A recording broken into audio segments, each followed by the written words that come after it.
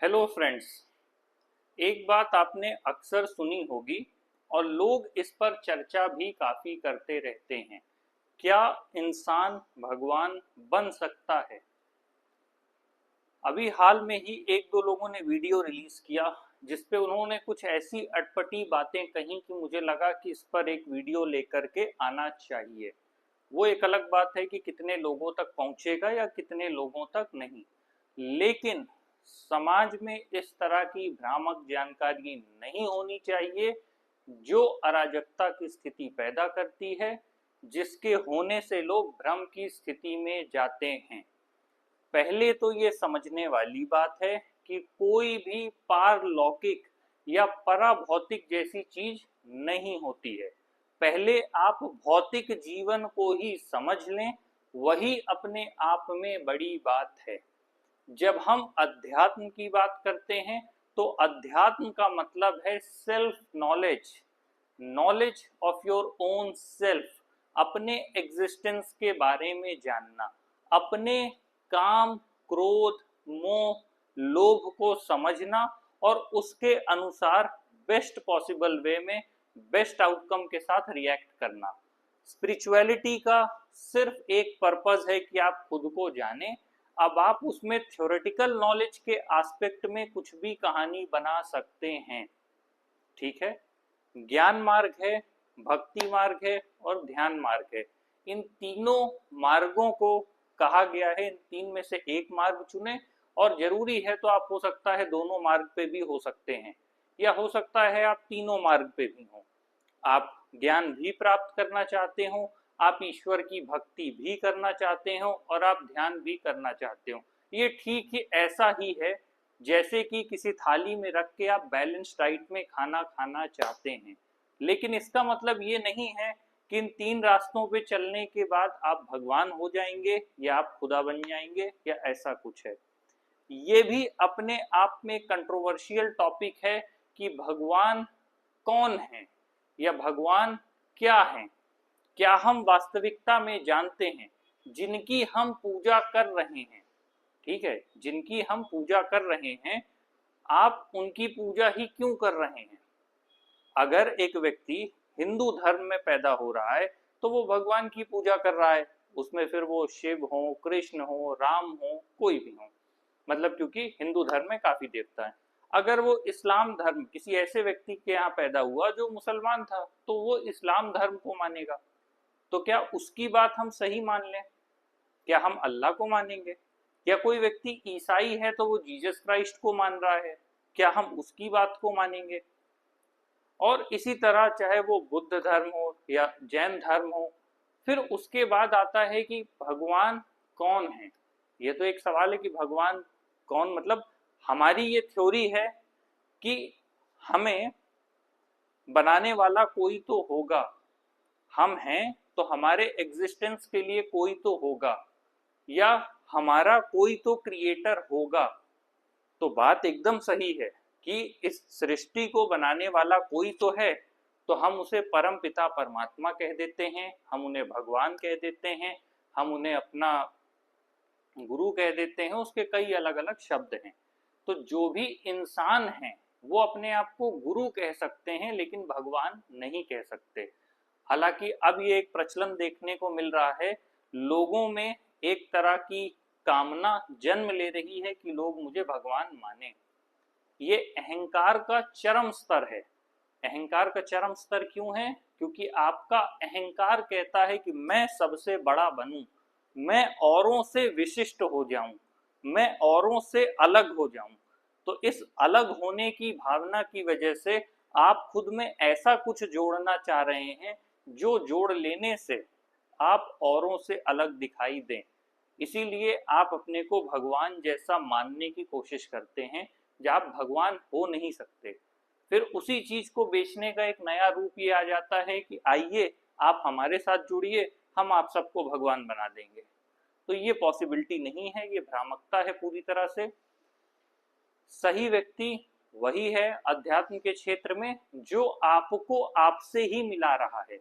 आप खुद जीवन में गुमराह हैं, इसको वर्ल्ड को इल्यूजन कहा है, माया कहा है, उस माया से परे हट के आप अपना जीवन बेहतर ढंग से जी पाएं, इसी के लिए गुरु होते हैं, इसी के लिए आचार्य होते हैं।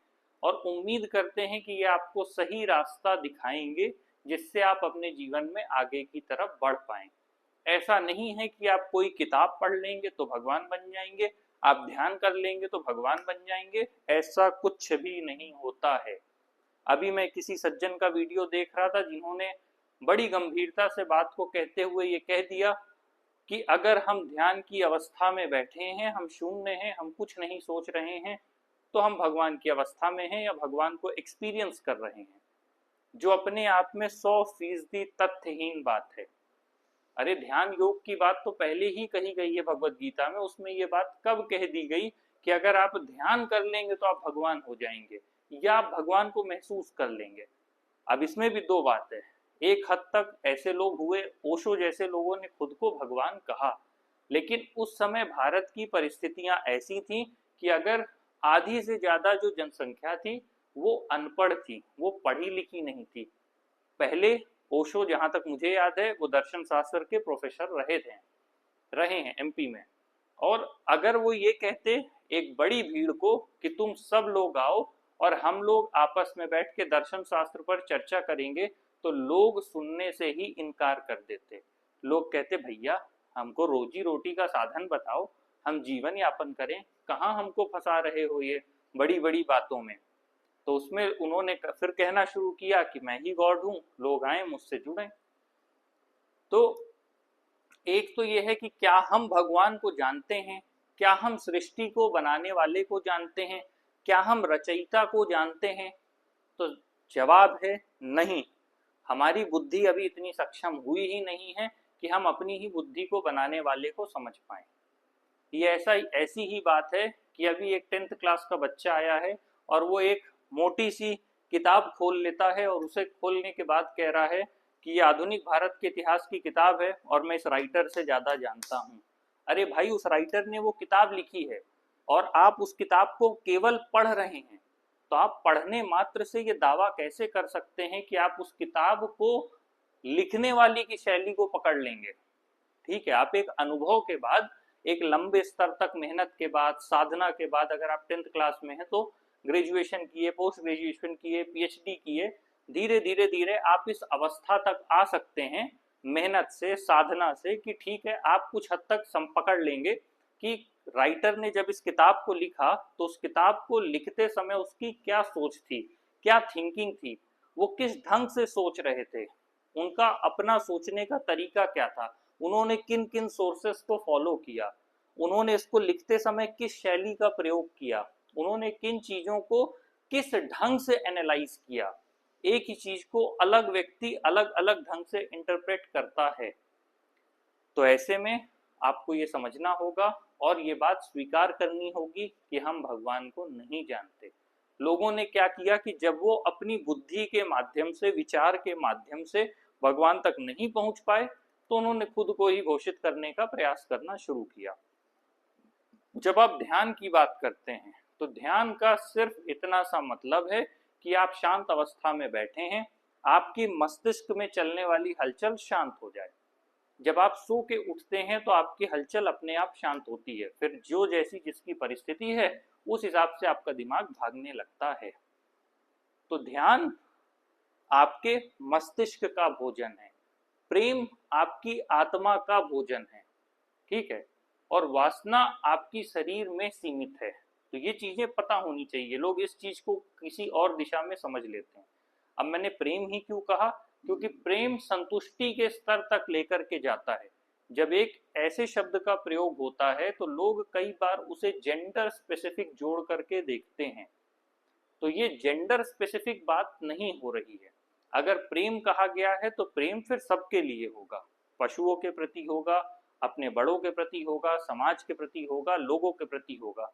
उसके लिए भी एक श्लोक है जिसकी चर्चा हम आगे करेंगे। तो ऐसे में अगर हम किसी एक चीज को किसी दूसरी चीज से जोड़कर देखेंगे तो ज्यादा संभावना है कि हम किसी एक गलत निष्कर्ष पर पहुंच जाएंगे। साथ ही हमें ये मानना होगा कि हम इस चीज को नहीं जानते हैं या हम अब तक इसको फाइंड आउट नहीं कर पाए हैं, और अगर हम फाइंड आउट कर लेते हैं तो इसको वेरीफाई करने का क्या तरीका है। तो ये तो एक अपने आप में भ्रामक बात है कि कोई व्यक्ति ध्यान में बैठ जाए तो वो भगवान तक पहुंच जाएगा, भगवान बन जाएगा, या भगवान को महसूस कर लेगा। ये तीनों ही चीज अपने आप में गलत है। जब भी, चाहे वो रामकृष्ण परमहंस की बात हो, जब उन्होंने भी बात कही है या जब भी लिखा है तो उन्होंने दुर्गा माँ या काली माँ, उन्होंने देवी माँ के आभासी स्वरूप की बात की थी।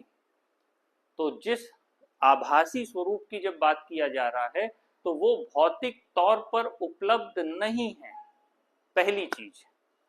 दूसरी, जब आप आभास की बात कर रहे हैं तो उस आभास की कुछ प्रतिरूप या कोई छाया या कुछ भौतिक आपके दिमाग में कोई एक चित्र होगा, और वो जो चित्र है वो आपकी ही अपनी कल्पना की प्रतिछवि है।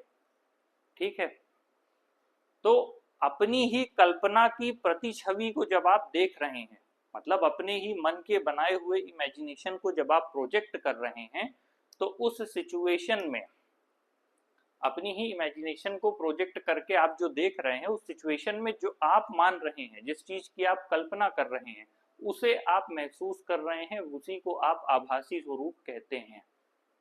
ठीक, इस पर भी काफी मैंने सुना कि प्रेजेंस ऑफ गॉड। पहले तो ये है कि गॉड मतलब क्या। अगर आप कह रहे हैं कि आपने गॉड को देखा, तो फिर गॉड मतलब क्या। आपने शिव जी को देखा, पार्वती जी को देखा, गणेश जी को देखा, कृष्ण जी को देखा, राम जी को देखा, ये सब अलग अलग स्वरूप हैं। तो ईश्वर के अलग अलग स्वरूप हैं, आपने किन को देखा, और जिनको देखा वो उसी रूप में है, उसी आकार में है, ये आपको कैसे पता। तो पहली बात यह है कि अभी तक हम ये नहीं जान पाए कि अगर हमको बनाया तो सृष्टि के रचयिता कौन है, ईश्वर कौन है। हाँ, जो लोग हुए, थोड़ा कुछ लोग ज्ञानी पैदा हुए या उन्होंने ज्ञान अर्जित किया समय के साथ, तो आप उसे कह सकते हैं कि वो ज्ञानी हैं और वो ईश्वर से जोड़ने का काम आपको कर रहे हैं। जब भी मनुष्य संकट में पड़ा तो उसे अपने से बड़ी कोई एंटिटी चाहिए थी जिसके आगे वो समर्पित हो सके और इस बात की प्रार्थना कर सके कि ईश्वर मुझे बुरे समय से निकाल लीजिए। तो इसीलिए हमेशा अगर धर्म से आप भगवान को हटा दें तो आम आदमी संभवतः पागल हो जाएगा। पागल क्यों हो जाएगा? क्योंकि उसके पास हाथ थामने के लिए ही कोई नहीं बचेगा। जब आप अस्पताल के बाहर बैठे हैं और आपको पता है कि जो आपका जीवन है वो पूरी तरह से अनियंत्रित हो चुका है, जब आप रोड पे जा रहे हैं, आपका एक डिजास्ट्रस वे में एक्सीडेंट हो चुका है, और उस समय जब आप बैठे हैं, उस स्थिति में आप रोड में कहीं जमीन पे बैठे हैं, तो आपको पता है कि आपके पास कुछ नहीं है, आप सिर्फ ऊपर वाले के भरोसे बैठे हैं, तब आप भगवान का ही नाम लेते हैं। आप दुख में भी भगवान का ही नाम लेते हैं। तो पहली सबसे बड़ी बात है कि इंसान भगवान नहीं हो सकता। तो हम अभी तक भगवान को खोज नहीं पाए, ये बात तो सही है, और हम भगवान का आभास कर सकते हैं या प्रेजेंस ऑफ गॉड हम फील कर सकते हैं, ये भी अपने में गलत बात है। आप गुरु हो सकते हैं, आप ज्ञानी हो सकते हैं, आप लोगों को बता सकते हैं, और अगर आप कह रहे हैं कि आप भगवान हैं तो फिर लोगों को आप ही से पूछना चाहिए कि आप कैसे हैं। तो मेरा ये मानना है कि अंधविश्वास और भ्रम नहीं फैलाना चाहिए, और अगर कोई व्यक्ति क्लेम कर रहा है तो फिर वो एक अलग बात है। और साथ ही ये भ्रम नहीं होना चाहिए कि आइए आप अध्यात्म में आइए, हम आपको अध्यात्म से भगवान बना देंगे। तो ये भी एक अपने आप में गलत धारणा है, ये अहंकार की चरम स्थिति है। साइकोलॉजी में स्कीजोफ्रेनिया एक बीमारी है। इस बीमारी में आदमी खुद को औरों से अलग और सबसे बेहतर मानने लगता है। कई बार वो अपनी तुलना भगवान से करता है, देवता या देवी से। अक्सर गांव के पिछड़े इलाकों में लोग कहते हैं कि इनमें देवी आई थी। लोग बाल को अजीब ढंग से घुमाने लगते हैं और कुछ कुछ करने लगते हैं हरकतें, और लोग कहते हैं कि देवी आई थी। तो उसका मेन वही मतलब है कि औरों से बेटर या सुप्रीम होने की कोशिश करना। तो मैं अपनी बात को यहीं से कंक्लूड करूंगा कि कोई व्यक्ति ईश्वर नहीं हो सकता। तो इस तरह की भ्रमात्मक बात सामान्य व्यक्ति को ना कहें। एक सामान्य व्यक्ति भगवान से बहुत करीब तौर पर जुड़ा होता है, बहुत करीब ढंग से जुड़ा होता है, और ईश्वर के सहारे ही वो अपना जीवन जीता है। बहुत से ऐसे लोग हैं जिनका अपना कोई नहीं है, जिनका जीवन में कोई सहारा नहीं है, वो सिर्फ ईश्वर के सहारे रहते हैं। कि हे भगवान बचा लेना। हालांकि कर्म वो खुद ही करते हैं, बाकी वो प्रार्थना करते हैं। भगवान धरती में आके किसी को बचाने नहीं आ रहे कि वो साक्षात रूप में प्रकट हो जाएंगे और बोलेंगे। मैंने कई लोगों को कहते सुना कि वो भक्त है उसके लिए भगवान आएंगे। ऐसा कभी ना हुआ है और ना होगा। प्रकृति से छेड़छाड़ नहीं होता। कृष्ण जी की भी जब बात किया जाए तो उनका जो विराट स्वरूप है वो सिर्फ अर्जुन ने देखा था। उनको भी, उन्होंने भी सिर्फ रथ का के माध्यम से सैन्य संचालन किया था, वो खुद लड़ने नहीं उतरे थे। यही फर्क है। तो श्री राम भी जब अपनी पत्नी की खोज में व्याकुल हो गए थे तो उसका वर्णन पढ़िएगा कि वो पेड़ों से, पौधों से, पक्षियों से पूछ रहे थे कि मेरी सीता कहाँ है। अब कोई कह देगा कि ये तो सामान्य व्यक्ति की तरह शोकाकुल होकर रो रहे थे, तो वो एक अलग बात है। तो यहाँ पर जो भी वर्णन है, कभी भी लोग इस तरह की बात करते हैं कि उसके लिए भगवान आएंगे, वो भी अपने आप में एक भ्रामक बात है। तो भ्रम और अंधविश्वास से बचिए और लोगों के बीच एक गुरु के तौर पर रहिए, जिससे कि लोग आप पर अपना भरोसा बनाएं, आपके माध्यम से भगवान तक पहुंचे। अब अगर मैं किसी कथाकार की बात करूं, जैसे मैं काफी समय से जया किशोरी के कुछ वीडियोस देख रहा हूं, तो वो एक माध्यम है, वो एक माध्यम है उन लाखों लोगों के लिए जो उनके सामने खड़े हैं। वो उन लोगों को भगवान से जोड़ने का काम कर रही हैं। या जो भी कथाकार हैं, अलग अलग, मैं ज्यादा लोगों के नाम नहीं जानता, तो जो भी लोग कथा या प्रवचन दे रहे हैं वो सामने बैठे हजारों या लाखों लोगों को उनके माध्यम से भगवान को जोड़ने का काम कर रहे हैं। अब इसमें एक बात आती है प्रक्षेपित, मतलब वैसा इमेजिनेशन रखना।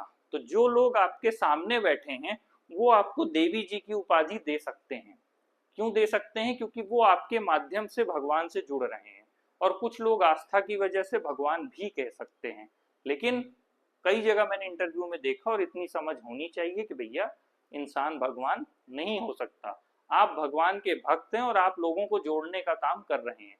वही स्थिति आध्यात्मिक गुरुओं की भी है कि वो धर्म और अध्यात्म लेकर के चल रहे हैं, किसी भी तरह के पराभौतिक चीजों से दूर रहते हुए लोगों को एक बेहतर जीवन देने का प्रयास कर रहे हैं।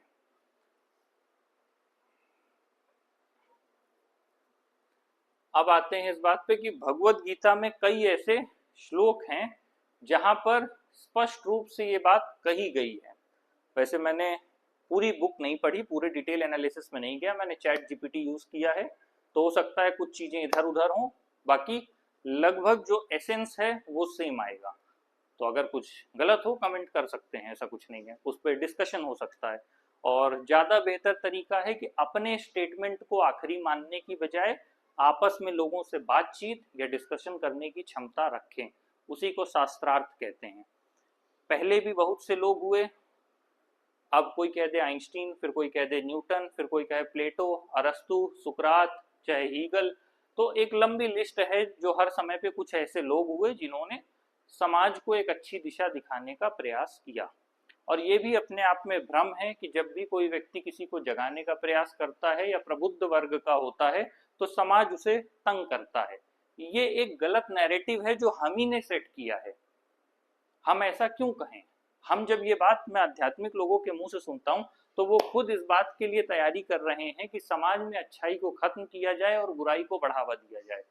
वो खुद ही इस बात का नैरेटिव क्यों नहीं सेट करते कि अच्छे लोगों को समाज में मान्यता दी जानी चाहिए। वो एक अलग बात है कि कौन किसे अच्छा मानता है, कौन किसे मान्यता देता है, वो सामाजिक पहलू है।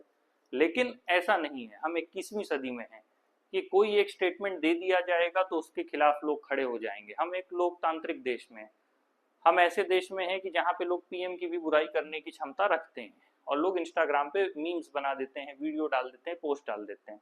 जबकि इतनी पावर होती है कि अगर कोई चाह ले तो पीएमओ ऑफिस को 5 मिनट लगेगा उस आदमी के घर तक जाने में।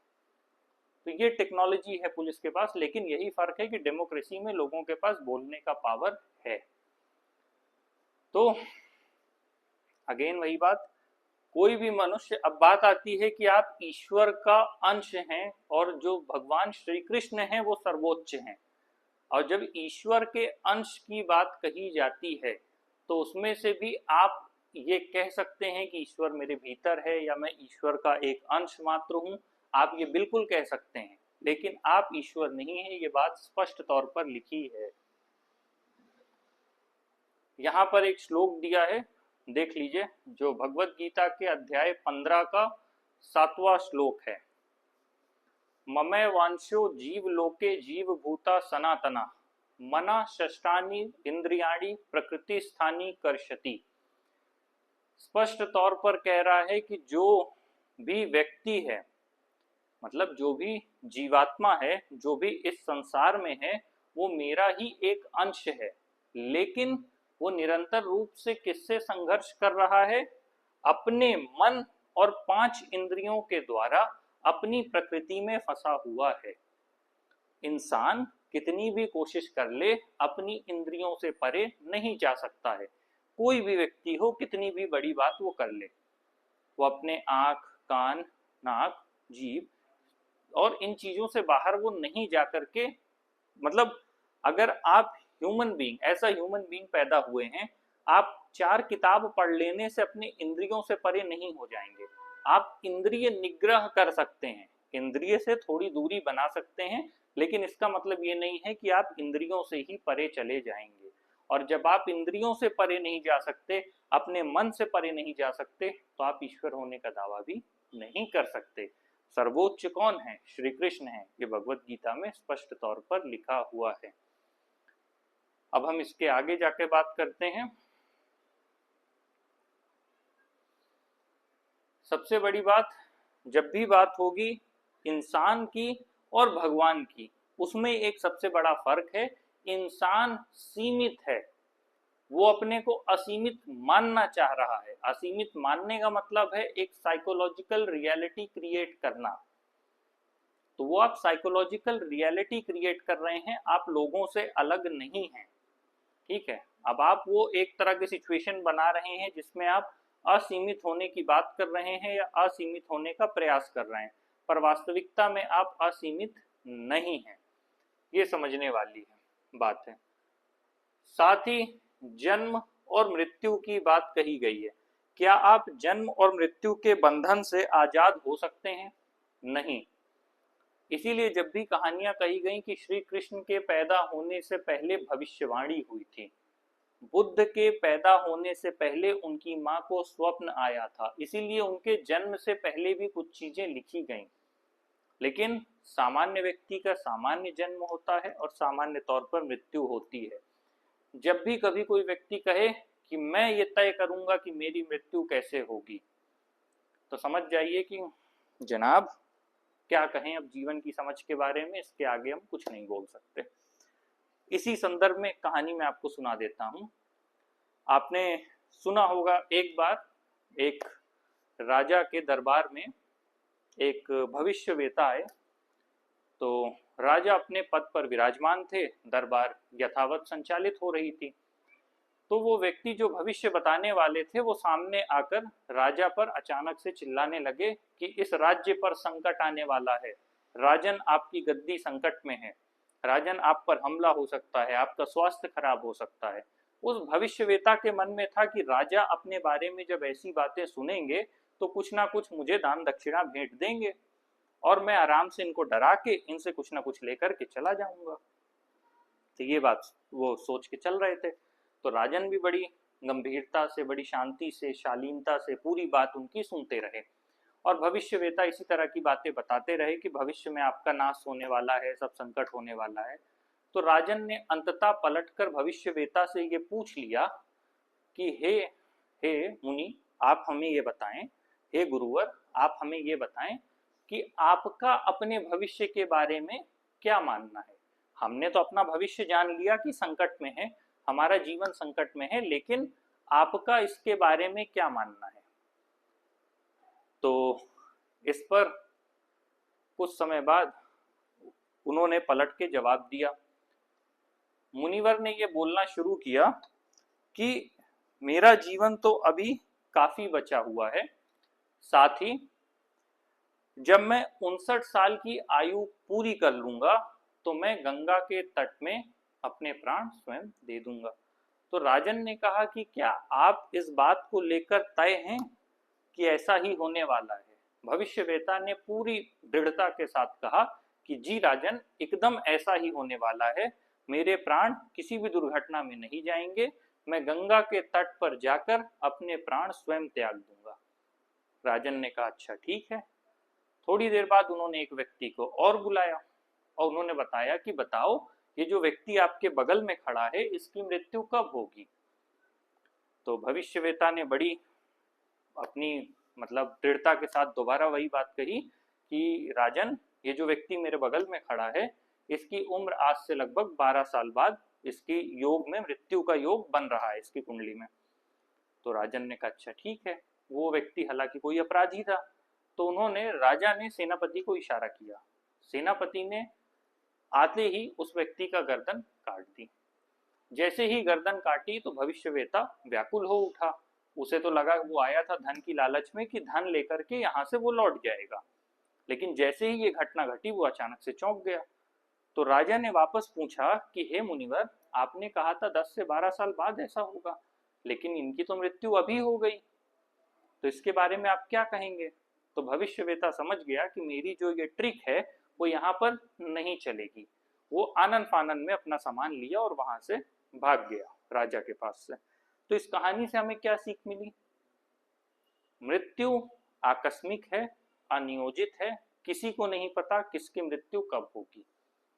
तो जो लोग इस तरह के दावे करते हैं कि हम जब चाहेंगे चले जाएंगे, वो अपने आप में भाई या तो वो बताएं कि वो ऐसा किस आधार पर बोल रहे हैं, क्या उनकी सोच है, क्या मंशा है, और कैसे वो सटीक बता पा रहे हैं।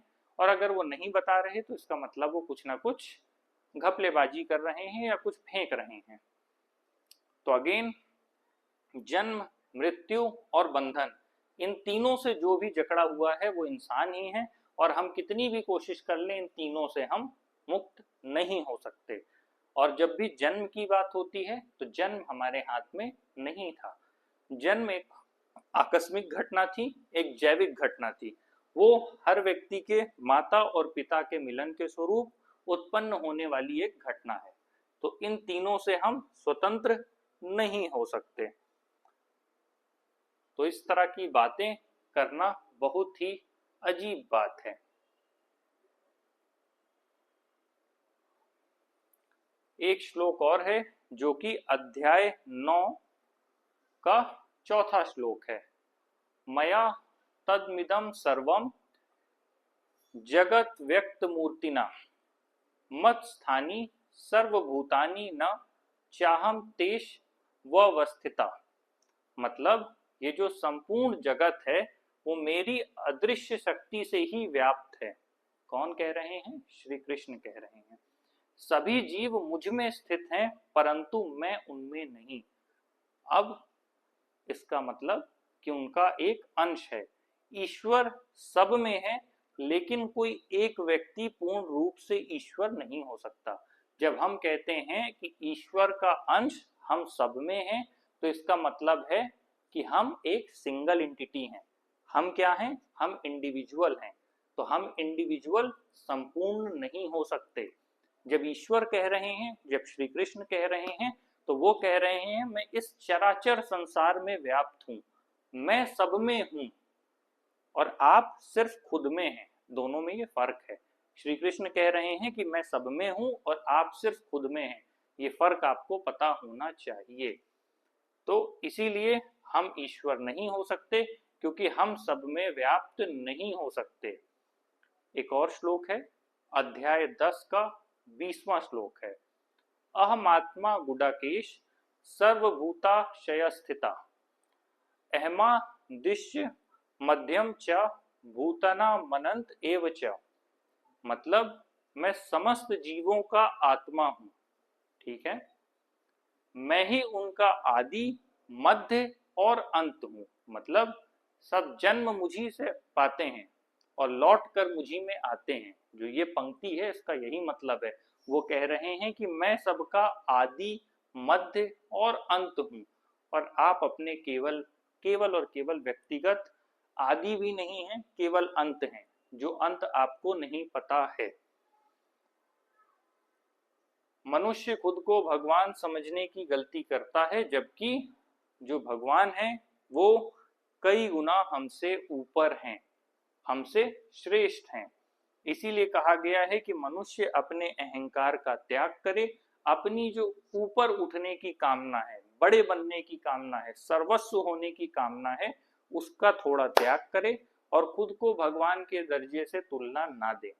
वो खुद को गुरु बनाए रखे और गुरु का काम होता है ईश्वर से लोगों को जोड़ना, भगवान से जोड़ना, श्री कृष्ण से जोड़ना, लेकिन खुद उनका स्थान लेना नहीं होता है। साथ ही भक्ति, सेवा और समर्पण ही मोक्ष का मार्ग है।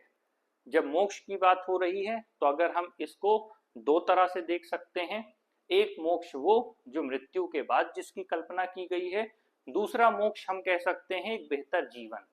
एक बेहतर और संतुलित जीवन जब हम जीने में सक्षम हो जाते हैं तो आप उसे मोक्ष कह सकते हैं। उसका रास्ता क्या है? उसका रास्ता है भक्ति, सेवा और समर्पण। अगर आप सबसे बड़े हो गए तो फिर आप किसी की सेवा क्यों करेंगे? आप किसी के प्रति समर्पित क्यों होंगे? तो उसके भी पीछे इसीलिए कहा गया है, रिश्तों में एक दूसरे से समर्पण की बात कही गई है। हिंदू धर्म में इसीलिए संस्कारों की बात की गई है। विवाह में भी इसीलिए बात की गई है, जैसे पहले लोगों को सिखाया जाता था कि किसी लड़की को ये सिखाते थे कि उसका पति परमेश्वर है, तो उसका मतलब परमेश्वर हो जाने से नहीं था, उसका मतलब उस स्त्री के पुरुष के प्रति समर्पण से था। कि धर्म हमें ये सिखाता है कि हम समर्पित हों, और उसके ही विपरीत पुरुष को भी ये सिखाया गया है कि अर्धांगिनी का मतलब क्या है, आपका आधा भाग है वो, तो उसी के हिसाब से आप उसी के अकॉर्डिंग आप एक्ट करें। तो वो धर्म सिखाने का प्रयास था। नहीं तो हालात वर्तमान के देख ही रहे हैं, लोग रप्पा रप्पा काट रहे हैं एक दूसरे को। तो वापस से आते हैं, तो सेवा और समर्पण का यही मोल है। और जब भक्ति की बात की जा रही है तो भक्ति तो आप तभी किसी की करेंगे जब आपसे कोई ऊपर है। अगर आप खुद ही भगवान का स्थान ले लेंगे तो फिर आप चाहेंगे कि लोग मेरी भक्ति करें, और वो अहंकार का चरम स्थान है, और उसे कृपा करके मत लेके जाइए अपने को उस स्थान में जो स्थान आपका नहीं है। आप गुरु हैं, और ये अच्छी बात है कि आप लोगों के लिए या लोगों के जीवन को आसान बनाने के लिए लगातार काम कर रहे हैं। यह है अध्याय 7, 19वां श्लोक। बहुनाम जन्मना मन्ते ज्ञानवानाम प्रपद्यते वासुदेवा सर्वमिति स महात्मा सुदुर्लभा। कई जन्मों के बाद, पहले तो मनुष्य का जन्म लेना ही या मनुष्य की योनि में ही जन्म लेना एक अपने आप में बड़ी बात है, लेकिन कह रहा है कि कई जन्मों के बाद जब कोई ज्ञानवान बनता है तब जाकर के वह यह स्वीकार करता है कि वासुदेव ही सर्वस्व हैं। इसका मतलब वासुदेव को, श्री कृष्ण को सबसे बड़ा मानने के लिए भी पहले आपके पास ज्ञान होना जरूरी है, अन्यथा आप अपनी अहंकार और कामनाओं में चूर होकर के ऐसे ही फितूरी आइडियाज पे काम करेंगे। और ऐसे महात्मा दुर्लभ हैं। गीता यह सिखाती है कि सच्चा ज्ञानी स्वयं को नहीं बल्कि भगवान को ही सर्वस्व मानता है। कई बार लोगों में इस तरह की फितरत भी देखी जाती है कि वो खुद को ही बड़ा मानने लगते हैं या खुद की ही पूजा करवाने का प्रयास करते हैं, तो वो एक अंधविश्वास और भ्रामक स्थिति है।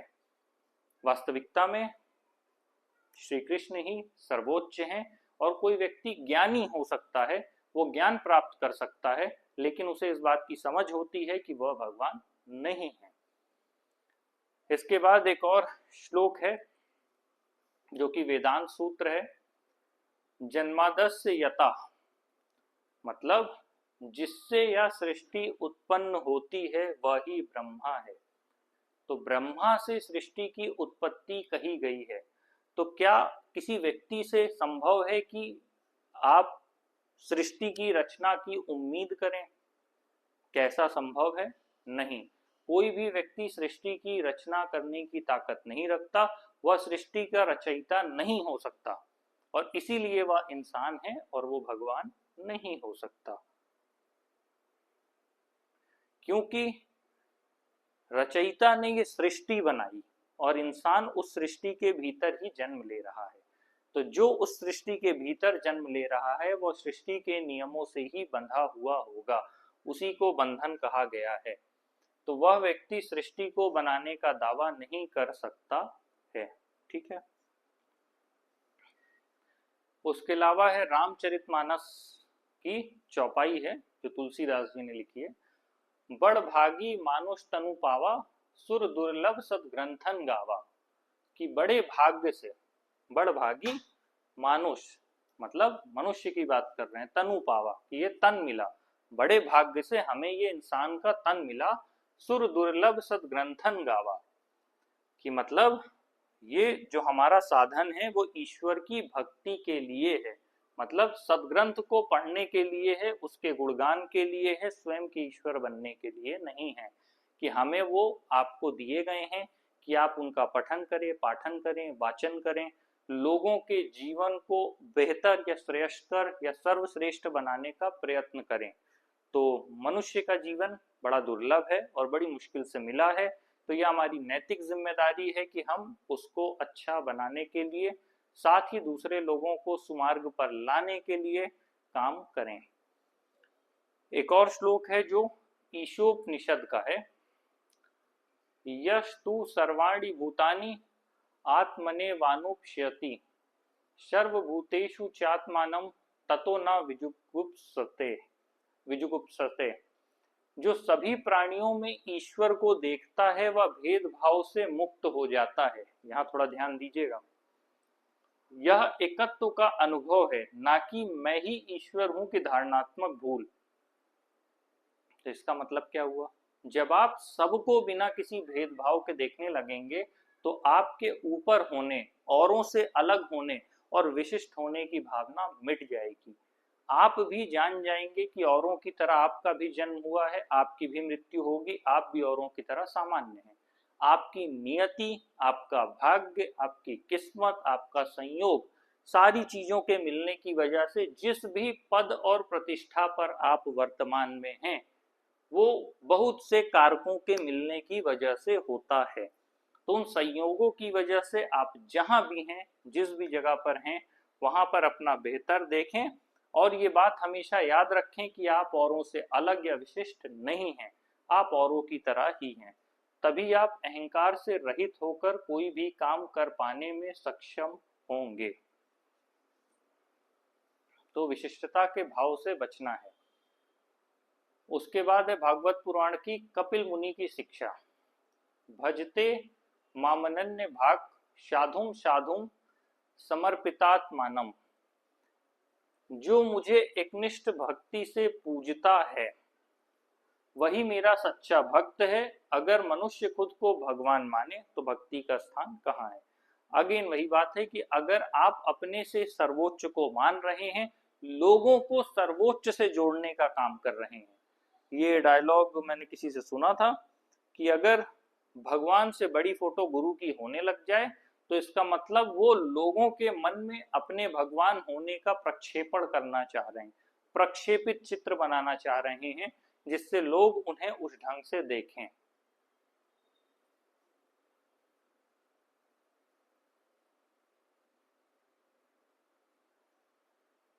अगेन आते हैं इनलाइटनमेंट वर्सेस सेल्फ नॉलेज क्या है।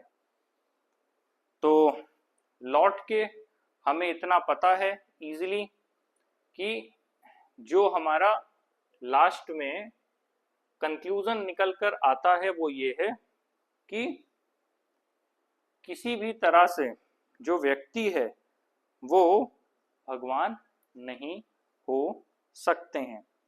हम एक कंपैरिजन देख सकते हैं। मान लीजिए अगर हम नेचर के एस्पेक्ट में बात करें और भगवान और जीव के बीच के डिफरेंस को तय करने की कोशिश करें। ठीक है, नेचर में जब हम गॉड की बात करते हैं तो हम कहते हैं वो सुप्रीम है, वो कंट्रोलर हैं। लेकिन जब ह्यूमन की बात है, जब जीव की बात है, तो जीव कौन है? जीव सबऑर्डिनेट होता है किससे? माया से। वो अपनी इंद्रियों के प्रपंच से बाहर निकल पाने में सक्षम नहीं है। अब यहाँ पे क्या फर्क आया कि जब हम ईश्वर की बात कर रहे हैं, हम उन्हें सुप्रीम या कंट्रोलर मान रहे हैं, तो कंट्रोलर उस चीज से बाहर हैं। जबकि जब जीव की बात कर रहे हैं, ह्यूमन की बात कर रहे हैं, तो वह माया में घिरा हुआ है।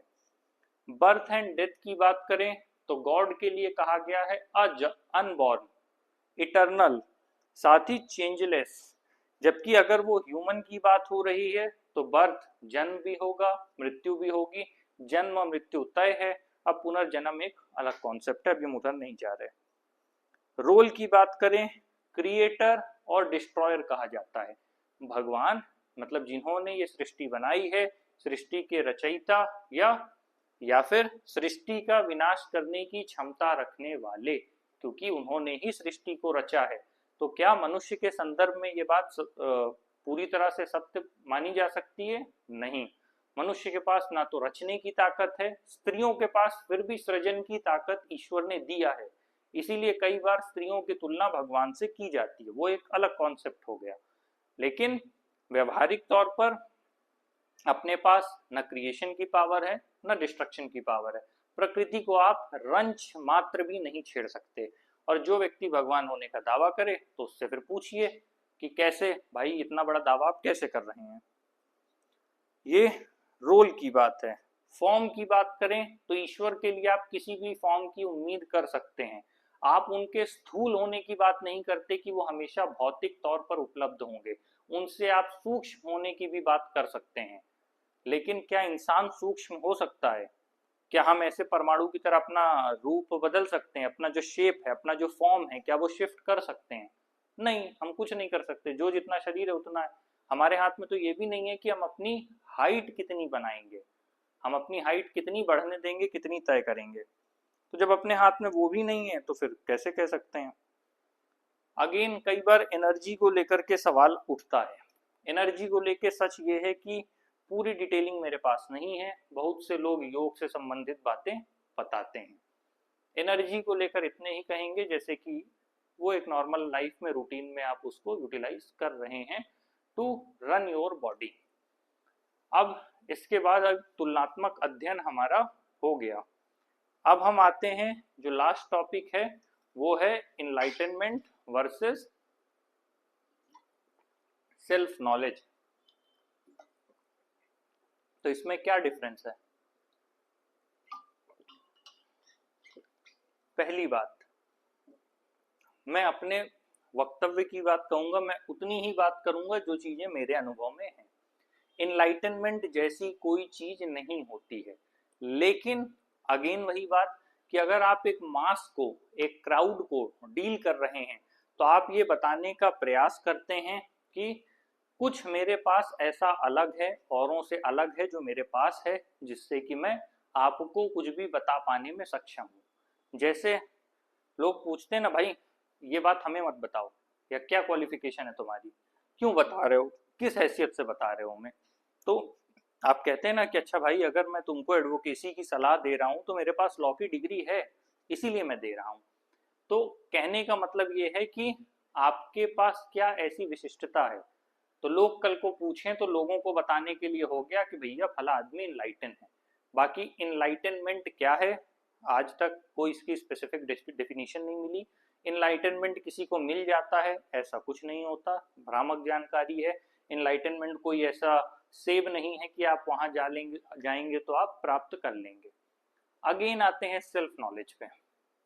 तो सेल्फ नॉलेज का सिर्फ इतना सा मतलब है कि आप काम, क्रोध, मोह, लोभ, इन चीजों के बारे में थोड़ी सी जानकारी रखेंगे।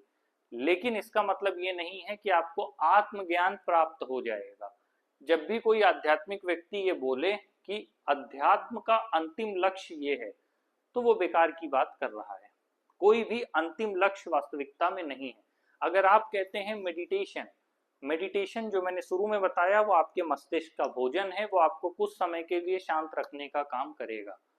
और जैसे ही आप अपना काम शुरू करेंगे, एक ही काम को कई घंटों तक लगातार करते चले जाएंगे, तो आपको स्ट्रेस बिल्डअप होगा।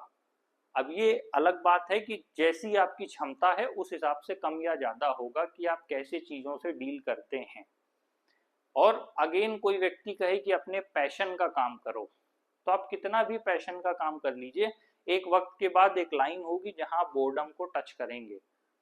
तो जब आप टच करेंगे उसके बाद भी अगर आपको वो काम करना पड़ेगा तो फिर स्ट्रेस बिल्डअप होगा।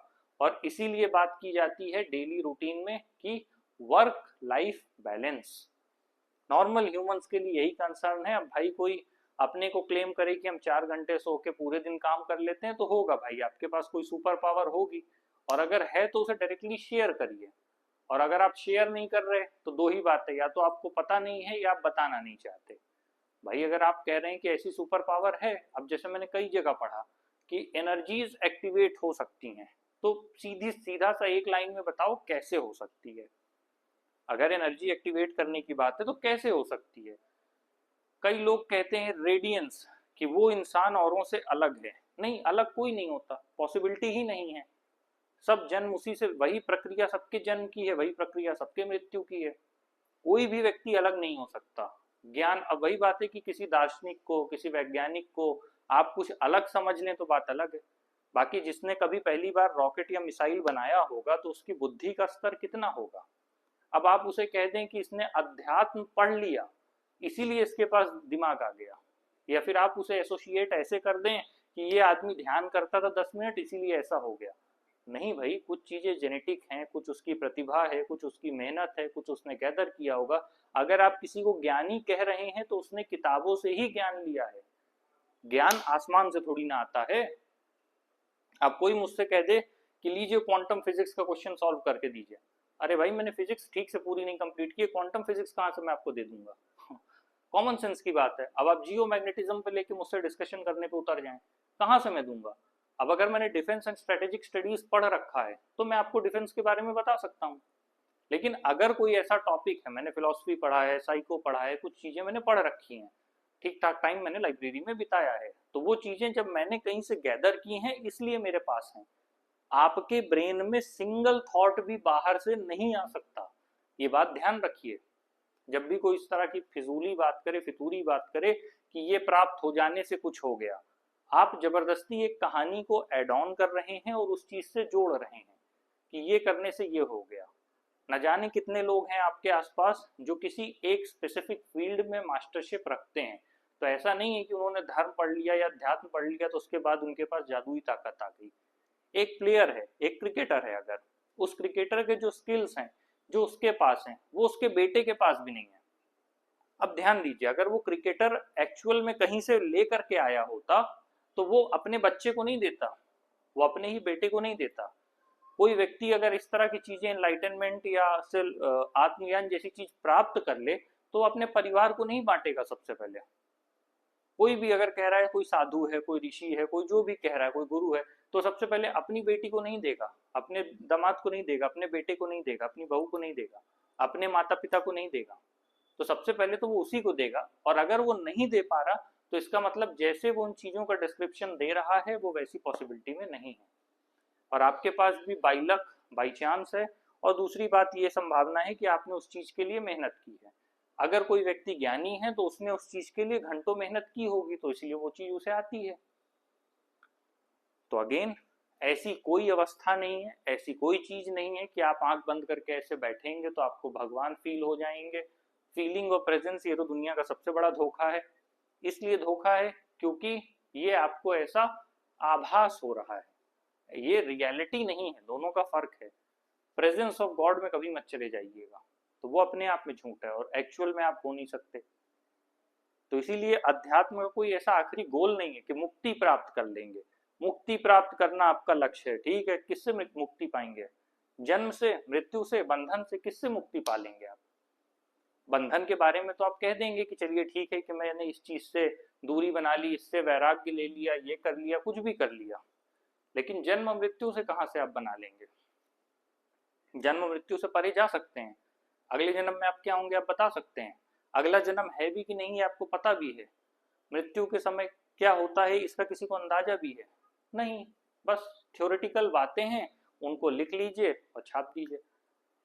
कई जगह आपको मिलेगा कि क्या मृत्यु से डर लगता है।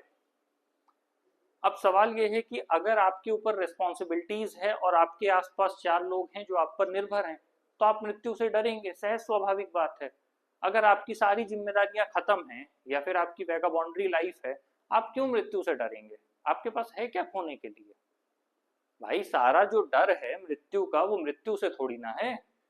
अगर कोई व्यक्ति हार्ट अटैक में मरा तो उसे मरने का तो पता भी नहीं चला, कोई आदमी बिस्तर पे लेटा, सोया, मृत्यु को प्राप्त हो गया।